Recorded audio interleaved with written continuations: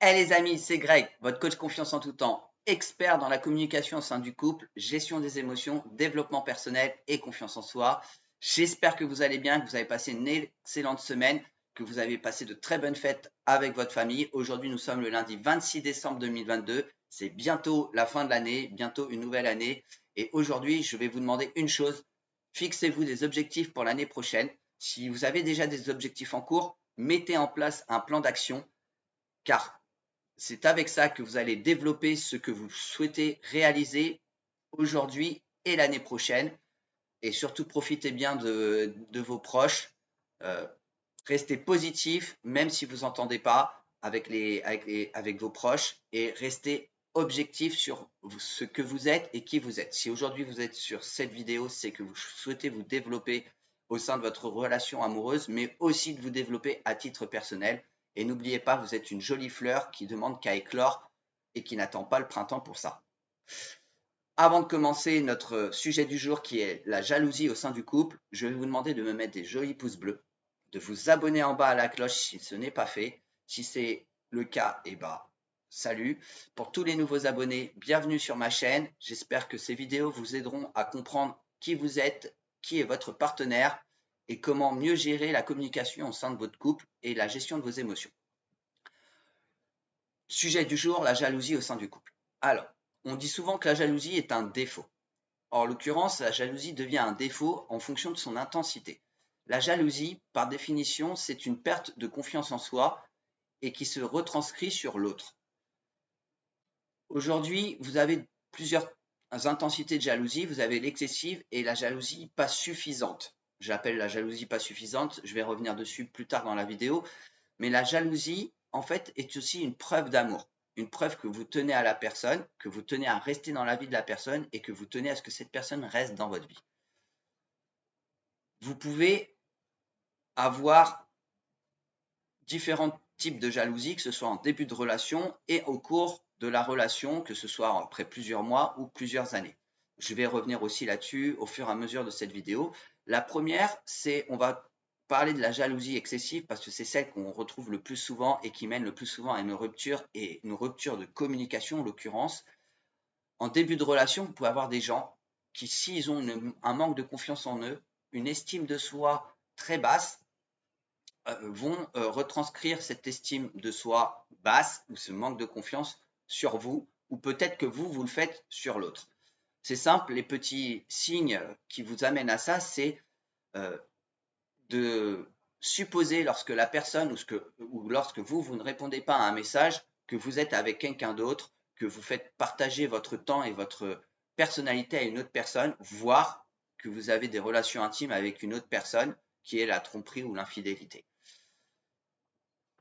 Il se peut aussi que vous ayez, dès que vous êtes avec la personne, vous entamiez une dispute sur ce sujet et que vous montriez votre jalousie excessive. Alors, pour certains couples, cette jalousie les soude, mais ceci est très rare. En général, ça mène très souvent à la rupture car l'autre en a marre des crises de jalousie qui sont infondées ou vous en avez marre des crises de jalousie qui sont infondées et vous pensez ou vous avez décidé de rompre cette relation pour que la personne change peut-être ou parce que vous en avez marre et que vous cherchez une personne qui corresponde un peu plus à votre type de jalousie. Au cours de la relation de couple, cette jalousie peut se transformer. Elle peut être liée soit à des raisons professionnelles, soit à des raisons sociales ou amicales, soit à des raisons financières. Vous pouvez par exemple, on dit souvent, et c'est la société qui nous apprend ça, que l'homme ramène l'argent à la maison et que la femme s'occupe du ménage. Aujourd'hui, nous sommes en 2022, les femmes sont indépendantes, ont le choix d'avoir ou non des enfants, peuvent avoir des carrières professionnelles très développées. On a des directrices de grands groupes, on a des députés, on a des sénatrices. Bref, aujourd'hui, la femme peut être entièrement indépendante sans avoir besoin de l'homme. Et ceci peut mener dans le couple à une forme de jalousie. On peut avoir aussi un homme qui gagne très bien sa vie et une femme qui gagne moins bien sa vie et que cette femme soit jalouse de ce que l'homme obtient, de ce que l'homme peut acheter et se sente mal à l'aise face à des cadeaux ou autres. Vous sentirez ces signes.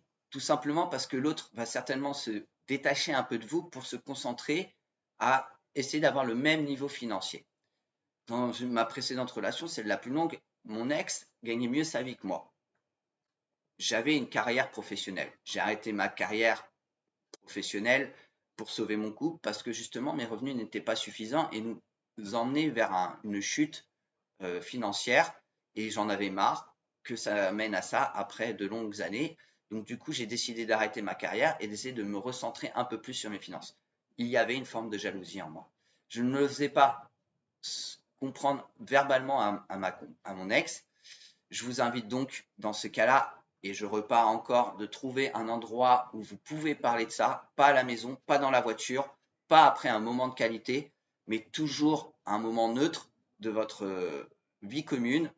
Faites un tour dans le pâté de maison, trouvez un banc dans le parc d'à côté. Ce banc sera ce moment, sera cet endroit pour parler des choses que je vais mettre entre parenthèses négatives, mais du ressenti que vous pouvez avoir de façon négative. N'oubliez pas de parler de vous-même et pas de parler de l'autre, afin justement que la chose soit mieux acceptée par l'autre et qu'elle la comprenne.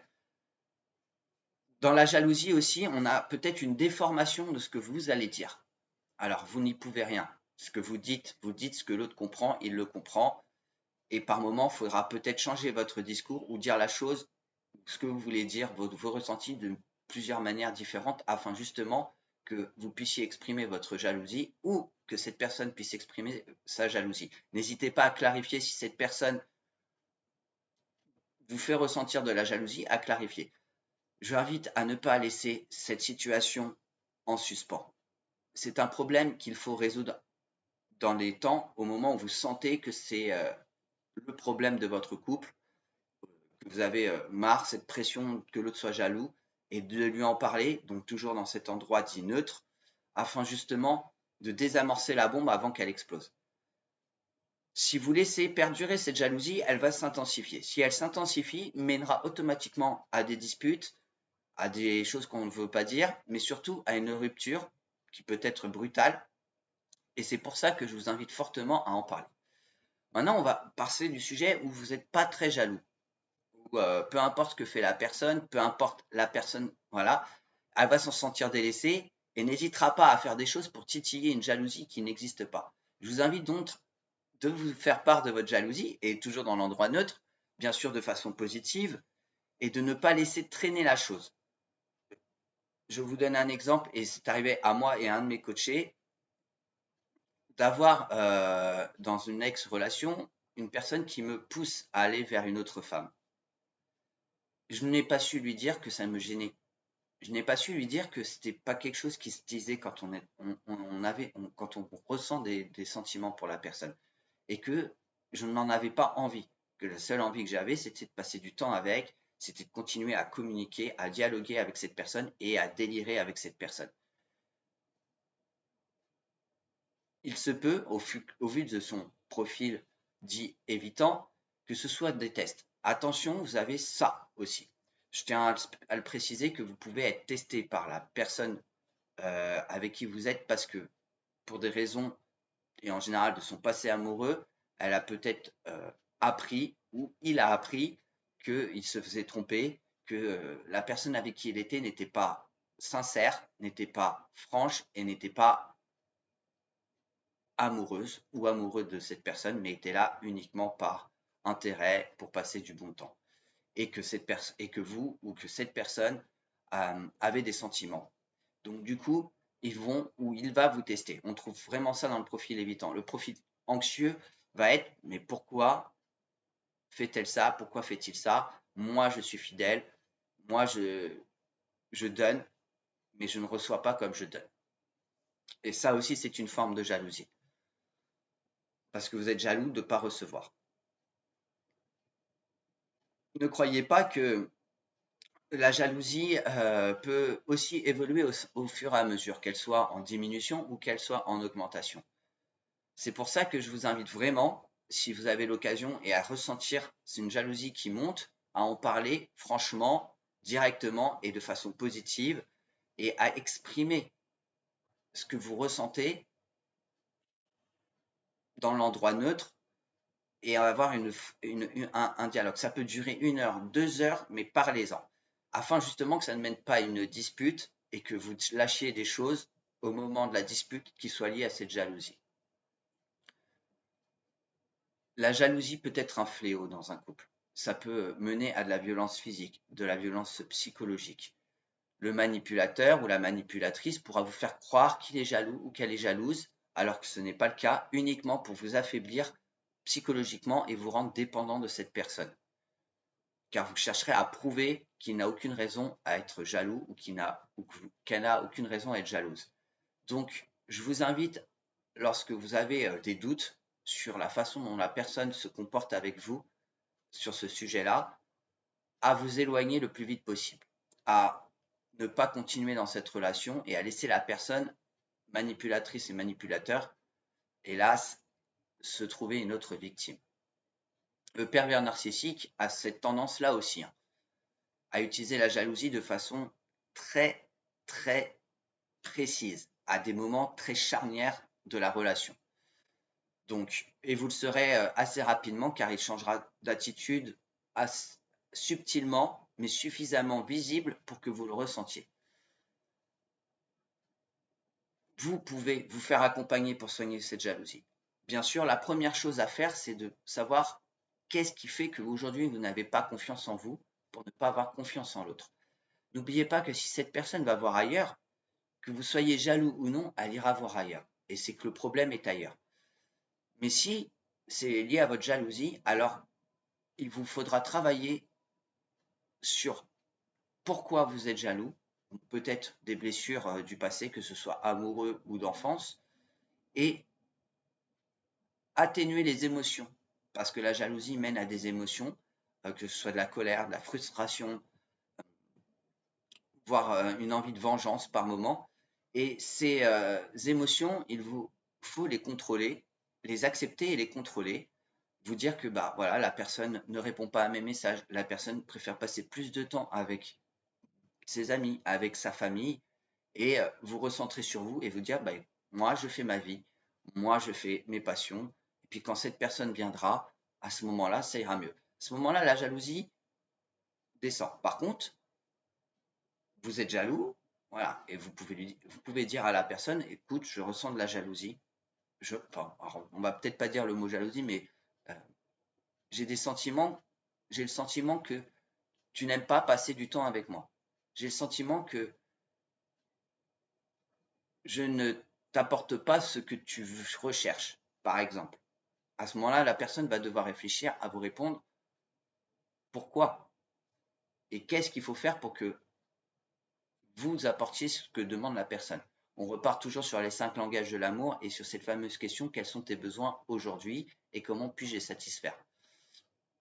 Car c'est justement ça qui va combattre ce fléau qu'est la jalousie au sein du couple. Maintenant, s'il y a des histoires d'argent, par exemple, tu gagnes mieux ta vie que moi, vous pouvez simplement demander de l'aide. J'ai un projet, peux-tu m'aider? Voudrais-tu m'aider? Plutôt, pas peux-tu, mais voudrais-tu m'aider à ce que je réalise ce projet afin que financièrement nous soyons à un équilibre. Si c'est du domaine professionnel, par exemple, que vous avez besoin de changer de carrière, et c'est pas toujours facile de passer l'étape, et ça peut ça peut être la raison de votre manque de confiance en vous, vous pouvez demander du soutien à votre partenaire. Il se peut que votre partenaire, à votre grande surprise, ait des idées brillantes pour vous aider à passer l'étape, et donc ne pas hésiter à en faire part. Voilà, je te vois évoluer dans ton travail, je te vois te développer, je te vois monter en grade, avoir une belle carrière. Je te soutiens toujours, mais je t'avoue que ça provoque en moi une forme de jalousie. Voilà, vous pouvez dire une forme de jalousie. Ne dites pas que vous êtes jaloux, mais dites que vous avez une forme de jalousie. Et j'aimerais aujourd'hui, si tu veux bien, m'aider à ce que moi aussi je me développe, mais je ne sais pas comment faire. Clairement, pour lutter contre la jalousie, il faut trouver votre confiance en vous, bien sûr, ça c'est la première des étapes. Mais la deuxième des étapes, c'est de demander du soutien à votre partenaire. Le fait que vous demandez du soutien, etc., va faire baisser cette jalousie, mais surtout va faire venir. Par contre, vous pouvez aussi lui dire, si c'est une histoire plus sentimentale, on va dire, je ressens une forme de jalousie parce que j'ai des sentiments pour toi. Parce que je t'aime si vous souhaitez utiliser ce mot-là. Et là, développer sur la raison de votre jalousie. Voilà, j'ai peut-être un manque de confiance en moi. Par mon passé, je me suis fait tromper et j'ai envie de ne pas revivre cette histoire avec toi, de ne pas revivre ces échecs ou de ne pas revivre ces blessures avec toi. Est-ce que tu voudrais bien m'envoyer peut-être un petit message comme quoi tu passes une bonne soirée entre amis, etc., pour me rassurer. En principe, si vous avez confiance en la personne, vous n'êtes pas vous n'avez pas besoin de ces messages-là. Vous n'avez pas besoin de savoir où elle se trouve, où il se trouve. Vous savez qu'il est entre de bonnes mains, qu'il passe de bons moments ou qu'elle passe de bons moments, mais surtout qu'elle vous restera fidèle. Alors, bien sûr, tout le monde n'a pas cette vision de la fidélité. Certains, ça ne les dérange pas d'avoir plusieurs partenaires intimes, on va dire, et c'est même une charnière du couple qui fait qu'aujourd'hui ils s'entendent bien parce que justement ils sont dans un stade, on va dire, de libertinage et ça permet de souder un petit peu le couple. C'est tout à fait ok, il n'y a aucune raison, on est des êtres humains, on a cette faculté de ne pas avoir besoin d'une période pour se reproduire, pour avoir des relations intimes. Et donc du coup, il s'avère que avoir des partenaires différents permet justement de souder un couple. Aujourd'hui, vous êtes sur cette vidéo, vous avez peut-être